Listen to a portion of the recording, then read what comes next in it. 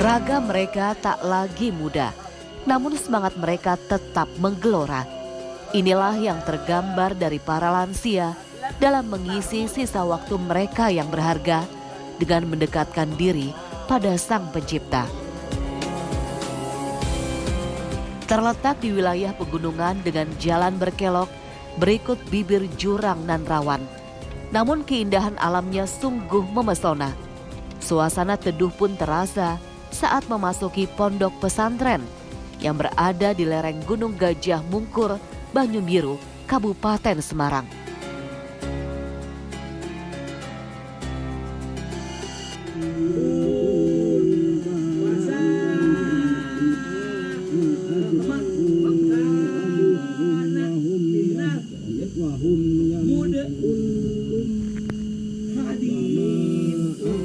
Lantunan ayat suci Al-Quran menggema di depan kamar para santri yang berupa pondok-pondok.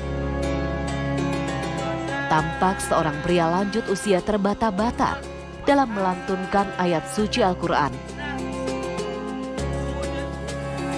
Sesekali sang guru menuntunnya membenarkan huruf demi huruf bacaan.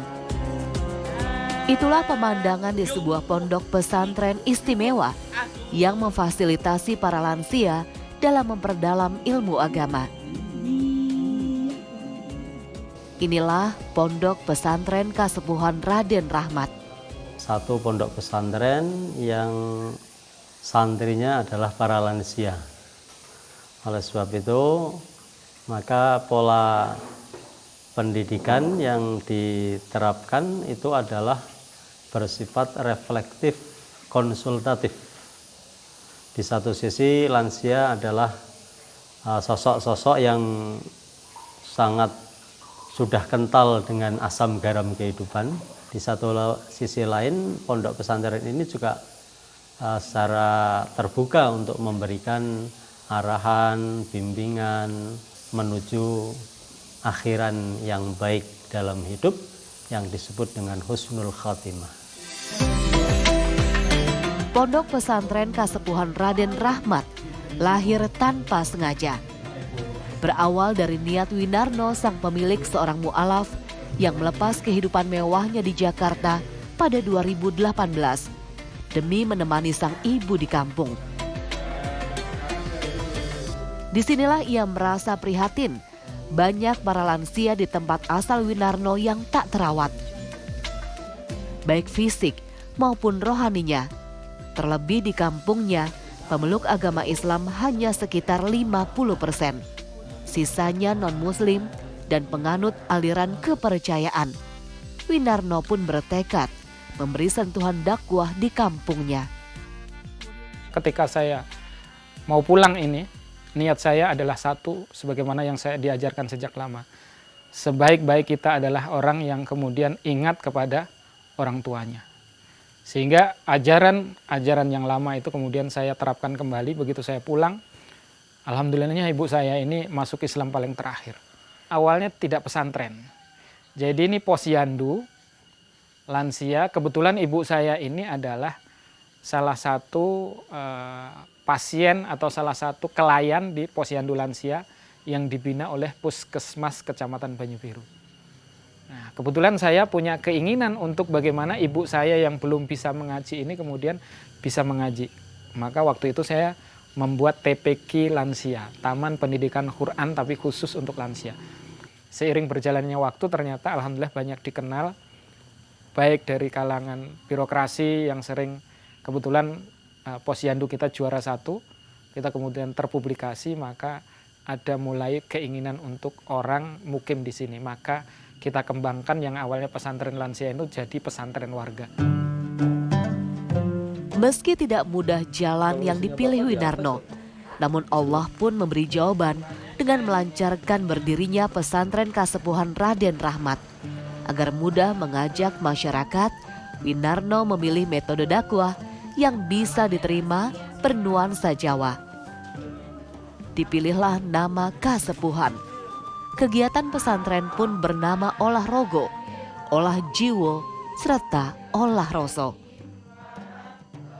Olah rogonya itu kita, raganya itu kita kelola, kita layani mulai dari adanya pemeriksaan kesehatan, ada senamnya, ada pengaturan motorik kasar, motorik halus, ada gizinya, bagaimana lansia itu harus makan dengan asupan sesuai dengan kebutuhannya. Kemudian untuk olah jiwanya, bagaimana hati mereka itu kita tata gitu, agar di masa tua itu tenang gitu loh biasanya gitu.